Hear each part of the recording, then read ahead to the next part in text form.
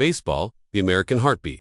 In the early 1960s, the roar of the crowd was the same, the spirit unchanged, but the money, that was a different game. Back then, a superstar could make $15,000 a year, a number that sounds almost laughable today, but for players like Mickey Mantle or Willie Mays, it meant living modestly, working off-season jobs, and playing for pride, not wealth. Major League Baseball was a sport, not yet an industry. The power rested in one place, the owner's offices. Every contract was a one-year deal, renewed only if the club willed it. The infamous reserve clause bound players for life, chaining them to one team without freedom or negotiation. The players had talent, but no leverage, and the men in suits knew it. In 1966, a backup catcher named Marvin Miller, an economist from the union, became the head of the newly formed MLB Players Association. Most players didn't even know what collective bargaining meant, but Miller did. He saw the imbalance, the decades of control, and quietly began a revolution that would transform not only baseball, but the entire economics of sports. By the end of the 60s, Miller's work began to show. In 1968, players signed their first collective bargaining agreement, raising the minimum salary from $6,000 to $10,000. It was a small step, but a historic one. For the first time, the men who played the game had a voice. 1975, two names would change baseball forever: Andy Messersmith and Dave McNally. Both refused to sign their contracts. And after a long legal battle, an arbitrator ruled they were free agents. Free agents. The reserve clause had been shattered. Overnight, the balance of power shifted from the owners to the players. Within just a few years, salaries skyrocketed. Reggie Jackson signed for $500,000 a year with the Yankees in 1976. By 1979, Nolan Ryan became the first player to earn $1 million annually. The message was clear. Baseball was no longer just America's pastime, it was America's business. But power always comes with conflict. Strikes erupted in 1981. Players walked out for 50 days, demanding their fair share of the game's growing profits. Fans were furious. Stadiums stood silent. But the fight had a purpose: to protect the freedom they had fought to win. The 80s brought television, and television brought gold. Networks fought for rights. Corporations sponsored teams, and players became celebrities. George Steinbrenner's Yankees, the Dodgers, the Mets, all flush with cash. Baseball was no longer a pastime. It was an empire. By the end of the decade, an average player earned over $500,000 a year. Stars like Don Mattingly, Jose Canseco, and Ozzie Smith became cultural icons.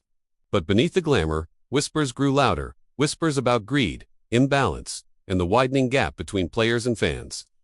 As the 80s closed, baseball had become a symbol of American success. But the seeds of its greatest crisis had already been planted. Because what happens when money, too much money, begins to rule the game? The answer would come in the next decade. Episode 2. The Gold Rush. Millions, billions, billions, and beyond 1990s to 2025, the 1990s. A decade of power hitters, highlight reels, and contracts that defied imagination. When Cecil Fielder hit 51 home runs in 1990, he earned $2 million. Just a few years later, Ken Griffey Jr. and Barry Bonds were signing deals worth tens of millions. The boom had begun, and there was no going back. But success breeds conflict. In 1994, a bitter dispute over salary caps and revenue sharing brought baseball to its knees. The season ended abruptly. No World Series, no champion. Fans turned away. Trust was broken. For the first time in generations, the game's future seemed uncertain. Then came 1998. Mark McGwire and Sammy Sosa, two sluggers, chasing Roger Maris's record. Every night, cameras flashed, hearts raced, and baseball felt alive again. Behind the cheers, though, a silent truth lingered: the era of performance enhancement.